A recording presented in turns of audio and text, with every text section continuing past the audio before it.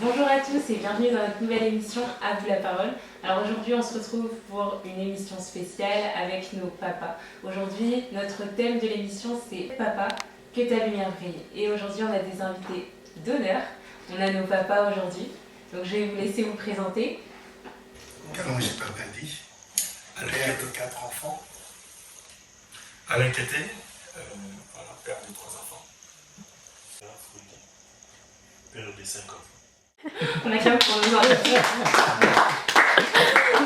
Donc comment briller selon vous en tant que père? C'est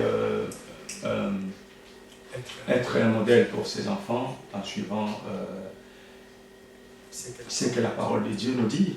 Et puis dans la vie de tous les jours. Voilà, donc je ne pense pas m'arrêter à briller seulement au travers de récits de la réussite qui est aux côtés de son richesse matérielle, mais surtout en étant modèle, un bon modèle pour ses enfants. En tout cas, pour moi, c'est ça briller.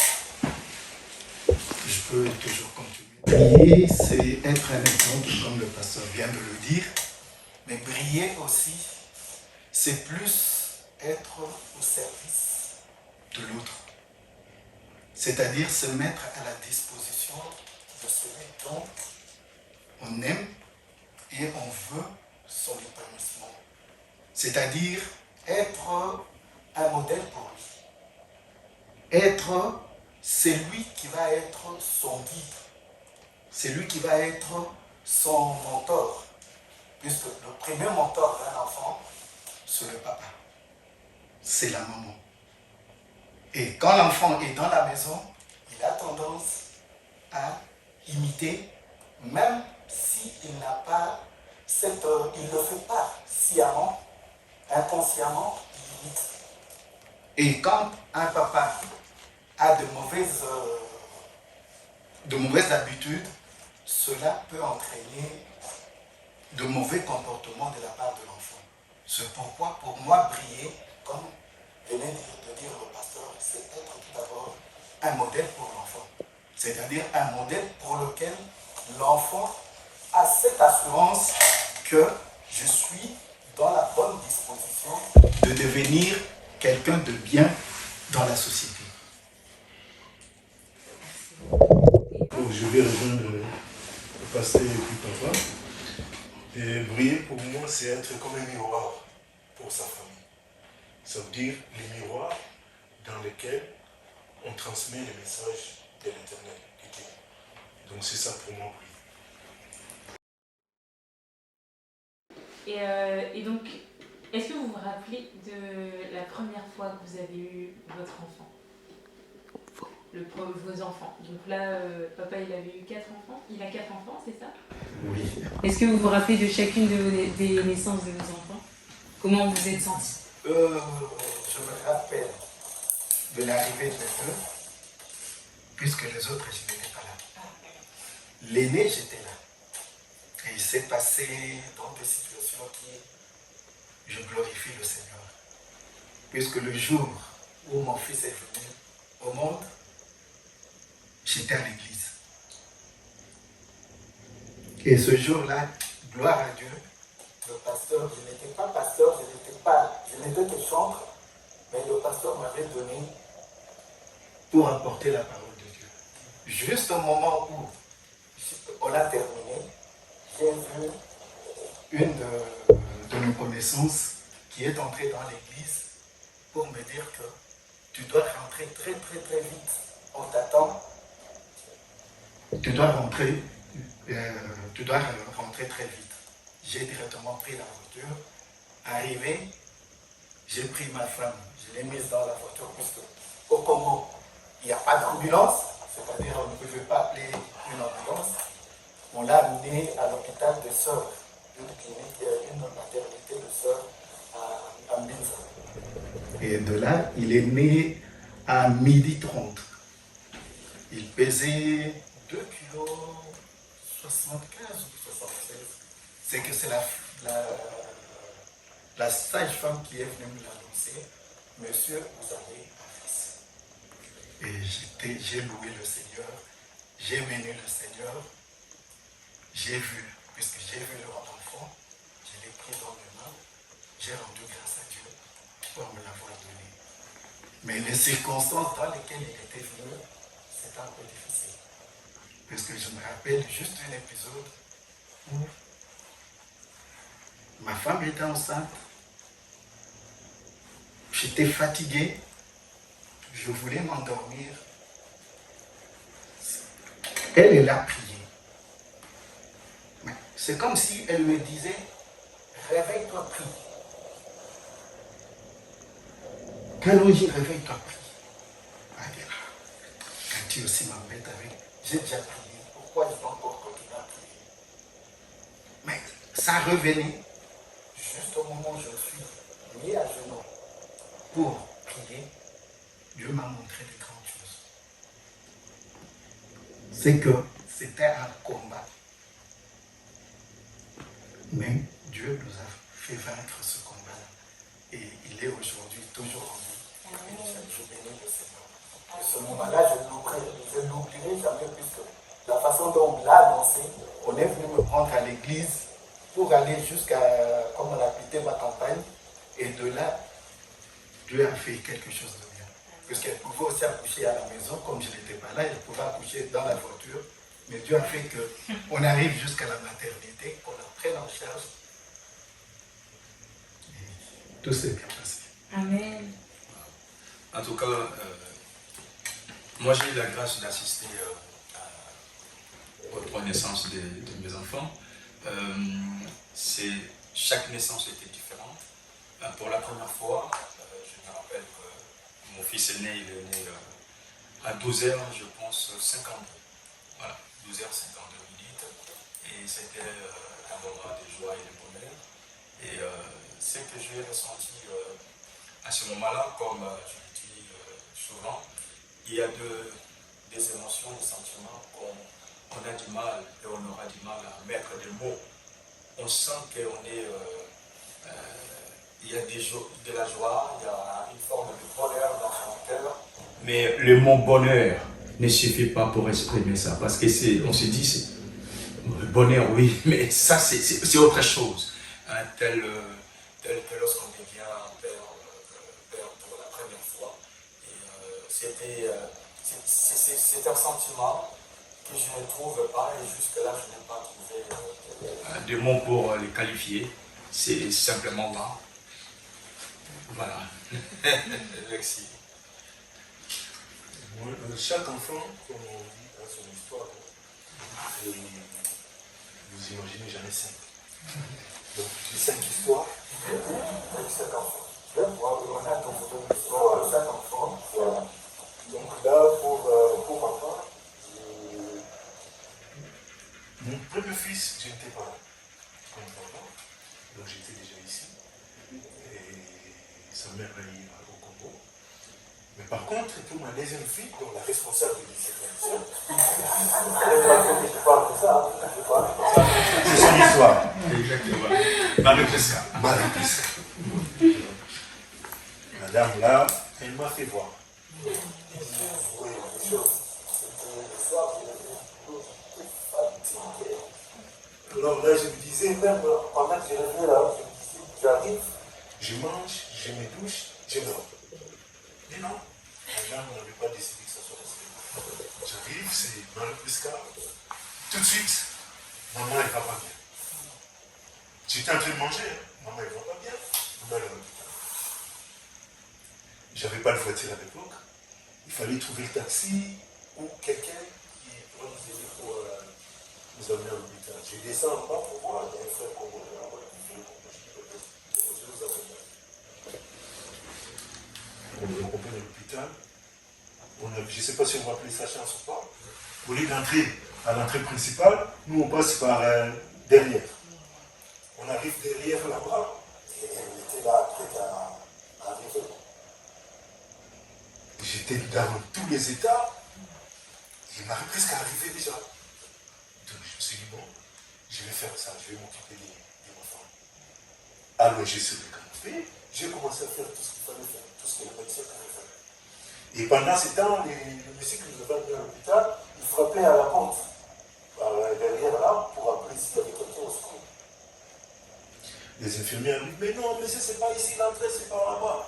Et pendant qu'il parlait comme ça, elle ne pleurait pas. Le bébé sortait, mais il ne pleurait pas. J'ai commencé à donner des...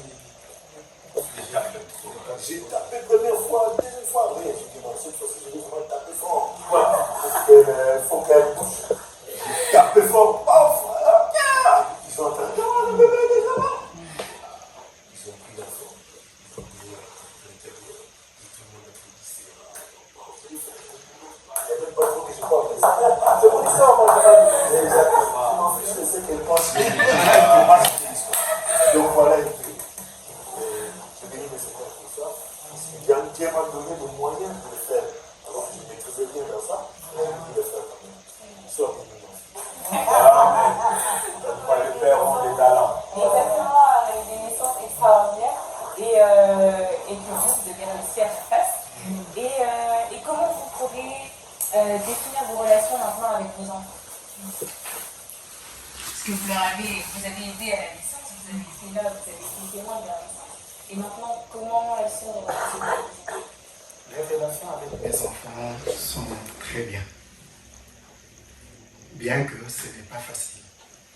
Et je dis toujours aux gens, quand il est encore à l'âge où tu lui dis, viens, on part, ou viens, on va aller à tel endroit, il s'élève, ou il prend son manteau, il te suit, c'est bien. Mais une fois qu'il commence à te dire, non papa, je reste regarder ma télé, là, les problèmes commencent. Puis je me rappelle d'un épisode, à ce moment-là, ma femme n'était pas encore arrivée. J'étais en Belgique, mon fils est venu à une année, et il avait 18 mois. Quand il a eu ses 8 ans ou 9 ans, on sortait, la maison était grande, non, il a préféré rester tout seul. Et sa tante qui me dit, mais tu as laissé l'enfant tout seul, va venir. Il ne veut pas venir. Il se sent à l'aise, il est chez lui, il se sent à l'aise, il ne va pas faire de bêtises. Et ça, il ne va pas pour longtemps, il va rester. Et il est resté. C'est pour montrer que il faut une certaine compréhension, il faut une certaine confiance. Il faut que la confiance s'établisse entre les parents et les enfants. Bien que, surtout avec nous, de l'ancienne génération, il y a beaucoup de conflits, il y a beaucoup d'incompréhension. Puisque j'ai une éducation qui est un peu stricte et ferme.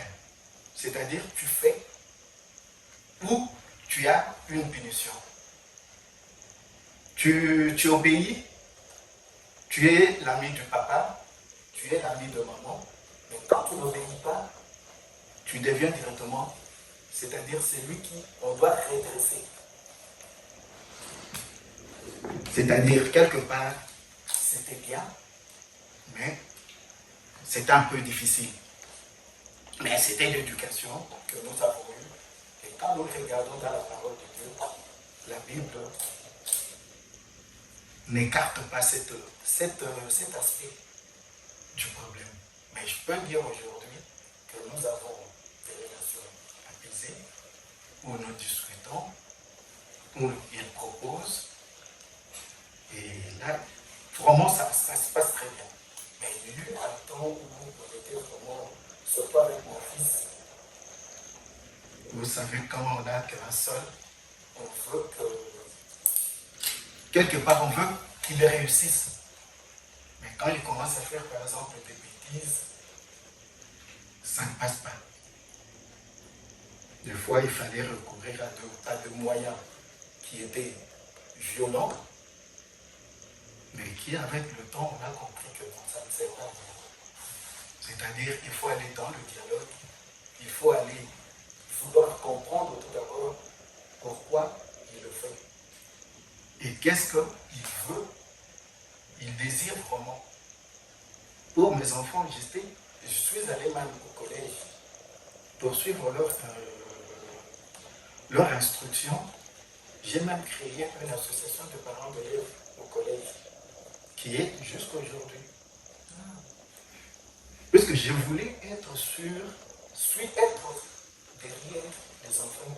C'est-à-dire, ce n'est pas être derrière dans le sens de dire que tu fais ceci, tu fais non. C'est-à-dire, essayer de le suivre pas à pas et chercher à connaître chacun dans ses capacités. De notre temps, c'était difficile. Chez moi, on est 3 garçons, c'est-à-dire on était à 5. L'aîné, 3 filles et 3 garçons. C'est que mon père disait, toi tu vas être médecin, toi tu vas être ingénieur, toi tu vas être avocat. Et c'était tracé. C'est que si tu ne fais pas les études de médecine, tu as un problème avec lui. Si tu ne fais pas des études que lui, il attend de toi, les filles, c'est un peu difficile. C'est-à-dire, il nous avait donné une malchance, puisqu'il disait, vous tous, vous devez étudier. Chacun ne doit être une charge de l'autre. C'est qu'elles avaient aussi leur place dans la famille. Mais l'éducation était un peu trop difficile. C'est-à-dire, pour lui, il se projetait dans les garçons, puisqu'il savait très bien que dans le mariage, les filles vont partir. Mais ceux qui vont porter et perpétuer le nom, ce sont les garçons. Et là, il s'était vraiment focalisé. Et ce n'est pas le même modèle que j'ai reporté sur mes enfants. J'ai essayé de comprendre, de connaître chacun, et selon ses capacités, je l'ai orienté dans ce sens-là. Oui, vous avez su rebondir sur les erreurs de votre père, et vous avez su améliorer en fait ce qui n'avait pas été dans votre relation avec lui pour mieux rebondir avec vos enfants.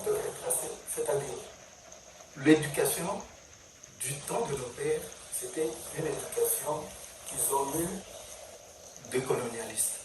C'est que puisque moi je suis né pendant la période où le Congo n'était pas encore indépendant.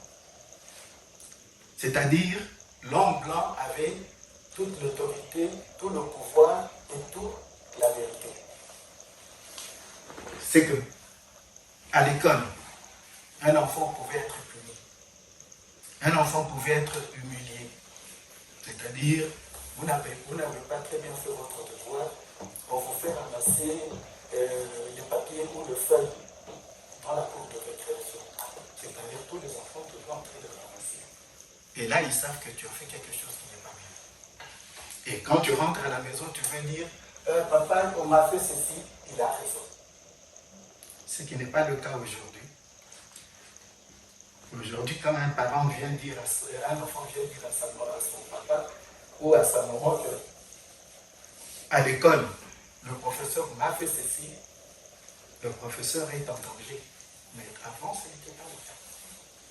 L'éducation était vraiment, c'est-à-dire, ce n'était pas de leur faute. C'était l'éducation qu'ils avaient reçue, et c'était quelque chose qu'ils se sont dit, pour que nos enfants réussissent, on doit faire ce que nous avons vu les autres faire. Moi, j'ai été éduqué dans un sens où, avec mon papa, on ne parlait jamais. On ne parlait ni Chiluba, ni Lingala, ni Swahili. Puisque je parle ces 3 langues. On ne parlait pas avec lui. Avec lui, on ne parlait que le français. C'était avec la maman que je pouvais parler le Chiluba et le Lingala de fois. C'est-à-dire, il nous préparait à autre chose. Mais ce n'est pas ce que je vais reporter sur mes enfants. J'ai essayé de faire comprendre à chacun qu'il a une personnalité, il a une certaine autorité. Et même quand vous voyez mes enfants, ils n'ont pas de nom. Je ne leur ai pas donné le nom de dire, par exemple, qu'ils sont tous des Kanoji. J'ai donné l'aîné le nom de mon papa, qui est Kanoji, la deuxième le nom de ma maman, la troisième le nom de sa grande soeur, la cadette le nom de ma soeur. Ce qui fait que quand ils arrivent à l'école, ils se présentent, Bédi et Candice, quand ils étaient à l'école. Ils disent, mais c'est le frère de Candice ou c'est le frère de... Ils n'ont pas le même nom. J'ai dû m'expliquer. m'expliquer pour dire que chez nous, les enfants sont des personnes indépendantes. C'est-à-dire c'est une personnalité qui vit à part entière. Sa vie ne doit pas correspondre ou ne doit pas être référée dans le sens de dire que c'est tel. Mais il y avait ces références-là. C'est-à-dire quand vous allez quelque part, vous vous présentez, on va dire par exemple, si je me présente, je vais dire, je suis le fils de, l'arrière-fils de, directement, on te situe. Ils savent quel est ton rang, quelle est ta place, qu'est-ce qu'il faut. Ce qui n'est pas le cas aujourd'hui. Ce qui a fait que mes enfants ont grandi chacun avec son nom. Celui-là, on l'appelait Grâce, Kassémidela, le nom de Samadou. Celui-là s'appelait Kaloji Babali, l'autre Nganoula. Et c'était comme ça. C'est qu'ils ont essayé par là, et nous avons essayé de faire quelque chose qui, pour montrer qu'ils étaient des individualités, mais qui devaient suivre une certaine éducation. Moi, l'éducation que j'ai transmise à mes enfants pour arriver à ce qui est là où nous sommes, je vais passer la parole au pasteur et à papa, je me suis inspiré sur deux paroles dans la Bible. Dans le livre de Deutéronome, je crois que le chapitre 6, il est dit, inclus qu'à tes enfants ces choses pour que quand ils grandiront, ils le transmettront à leurs enfants et leurs enfants à leurs arrière-enfants. Et de deux, dans le livre de Éphésiens où il dit, éduque tes enfants, c'est-à-dire n'hérite pas, ne fais pas en sorte que l'enfant soit lésé, mais éduque-le dans le Seigneur, dans le respect de la personne, tout en tenant compte de ses faiblesses et de ses problèmes. Amen. Et vous, comment vous définiriez votre relation avec vos enfants? Il est vrai que c'est une question qui m'interpelle énormément. Comme papa Kalanji vient de dire, on a tous reçu une éducation et il arrive par moments, si on ne fait pas attention, on va reproduire la même chose. Mais pourtant, les contextes changent et des générations, des époques de générations changent aussi. Je n'ai pas voulu reproduire le même type de relation que j'ai eu, en tout cas avec mon père, parce que moi, mon père, comme papa Kalanji pourrait le dire, il n'y avait pas d'échange. On est né et relié dans le même pays, c'est quasiment la même culture, même si les tribus sont différentes.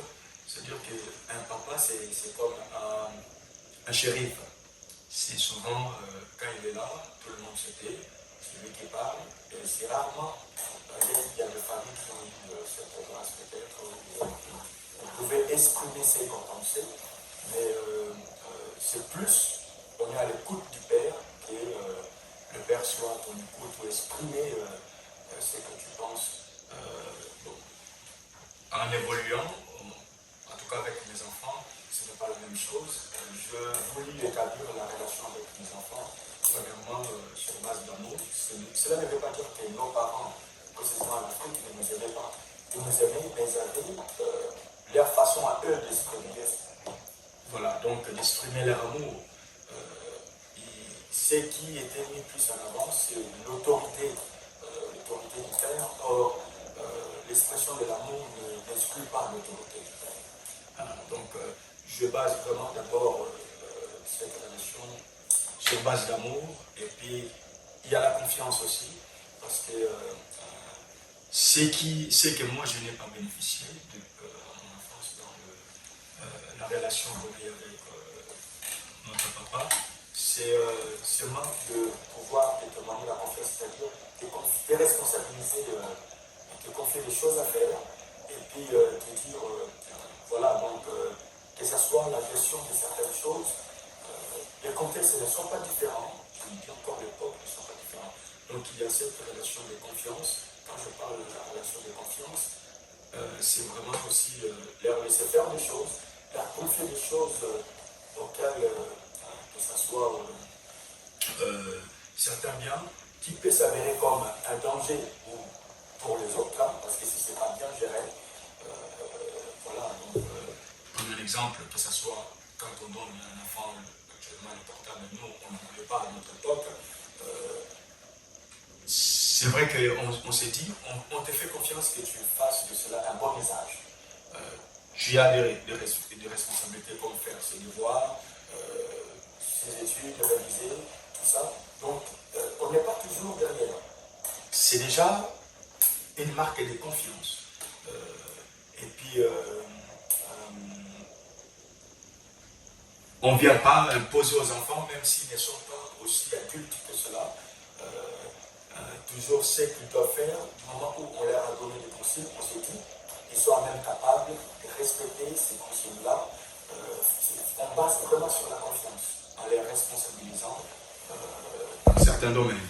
Et puis, il y a aussi la communication. C'est que je disais avec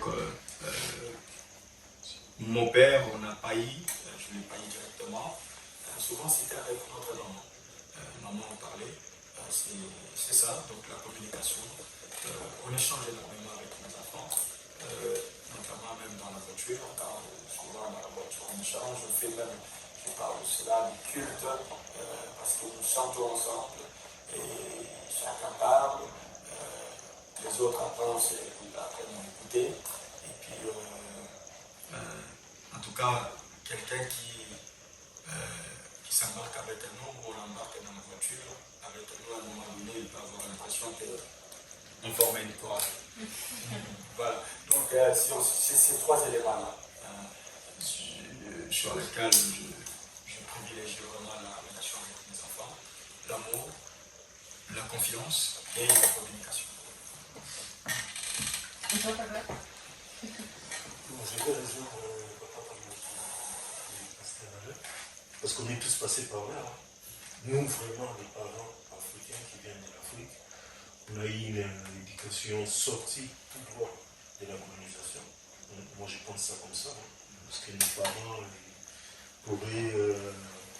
C'était un peu comme les gens qui les ont colonisés, comment ils les accompagnaient dans leur éducation. Ça veut dire, c'était quoi? Chicote, et vous n'avez rien à dire, vous obéissez, même pas c'est tout. Vous voyez quelqu'un qui a grandi comme ça, il quitte son pays d'origine pour venir dans un pays où il faut parler avec les enfants. C'est un travail. C'est vraiment une épreuve. Donc franchement, c'était pas facile.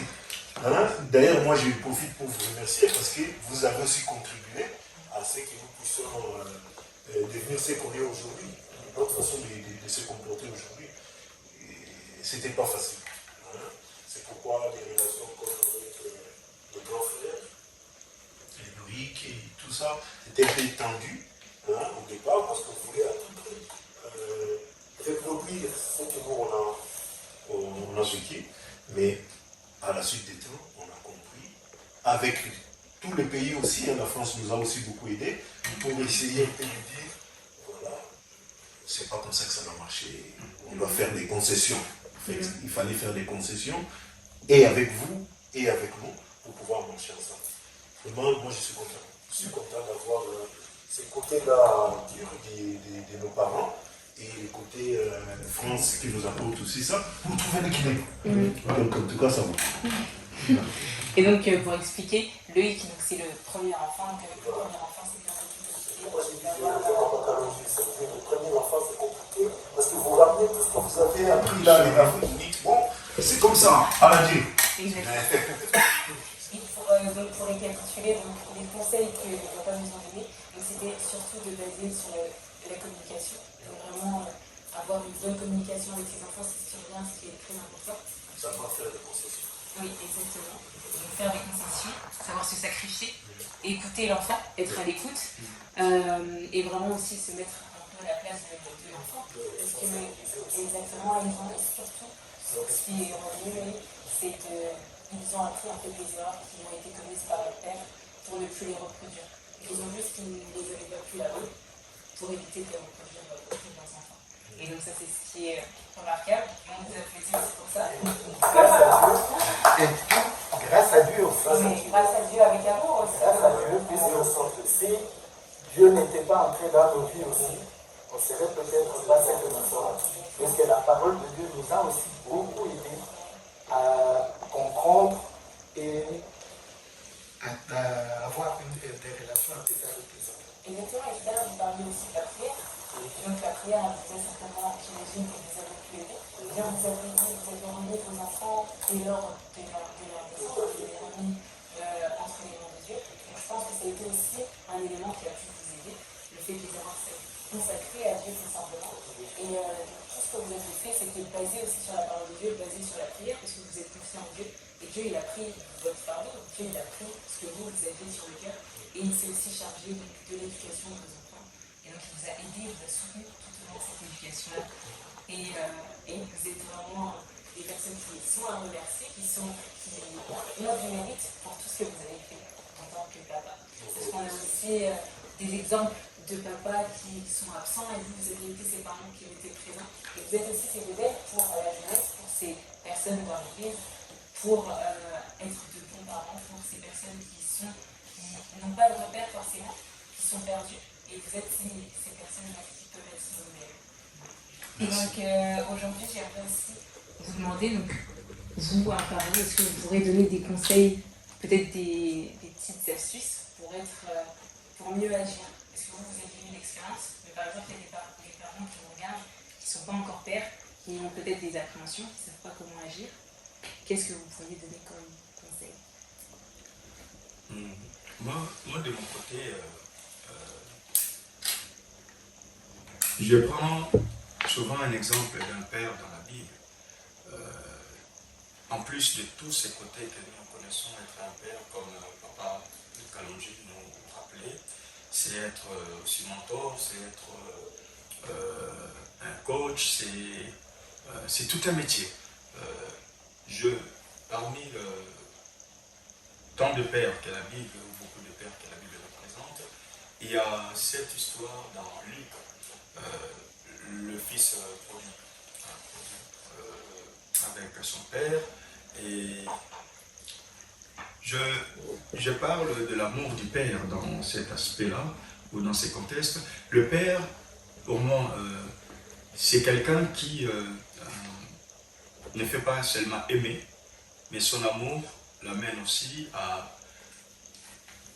porter, à supporter ses enfants, même dans leurs faiblesses, et il apprend aussi à ne pas s'attarder sur le passé, sur les erreurs du passé de ses enfants, parce que le père, lorsque le fils est revenu, la Bible nous montre que, alors que le fils s'est reproché en disant « Je péchais contre le ciel, je péchais contre toi », c'est-à-dire « Je n'ai pas fait quelque chose de bien, j'étais désobéissant ».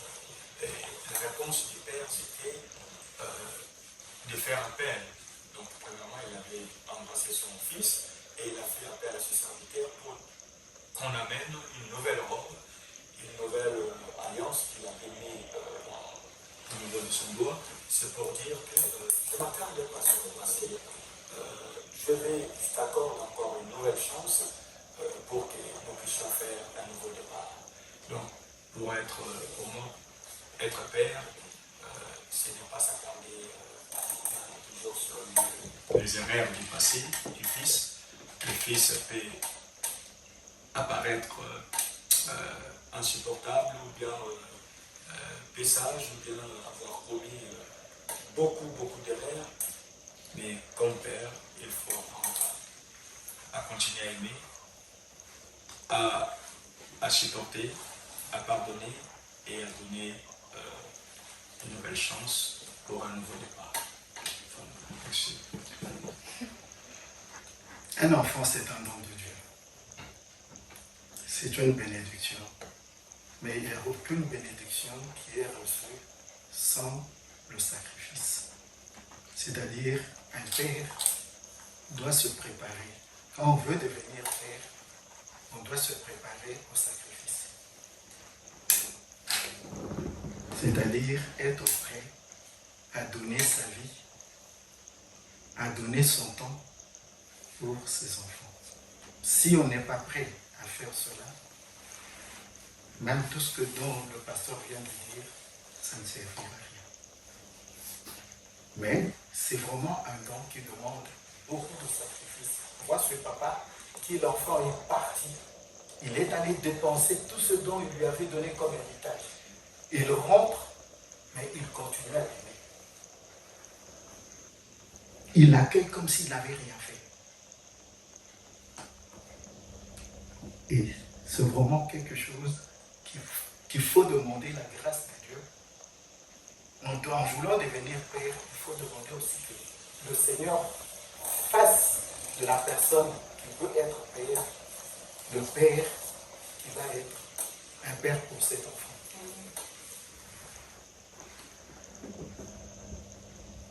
C'est pas facile, mais avec l'aide de Dieu, ça va aller. Amen. Pour moi, la famille, c'est comme quelqu'un qui a son champ. Le seul champ qu'il a, c'est sa fortune, sa richesse. Et dans votre champ, aujourd'hui, vous pouvez trouver des épines, vous pouvez trouver des problèmes. Ça peut venir de partout. Hein. Vous n'allez pas dire, comme il y a plein d'épines, j'abandonne ces champs. Donc, on doit faire de sorte qu'on enlève les épines pour garder son champ. Hein. Et c'est ça la famille. Ça veut dire, vous aurez des hauts et des bas. Hein. Il faut surmonter. Donc, l'amour, les pardons. Là où il y a l'amour, il y a toujours les pardons à côté. Donc, il faut fonctionner avec l'idée et savoir faire des concessions. C'est ça. Et donc vous avez retenu des conseils de précieux intervenants et on les remercie encore pour le partage, tout ce qu'ils nous ont apporté aujourd'hui. On espère que cette émission vous aura béni et n'hésitez pas à nous retrouver pour une prochaine émission dans À vous la parole. Merci. Merci. Merci. Merci à vous.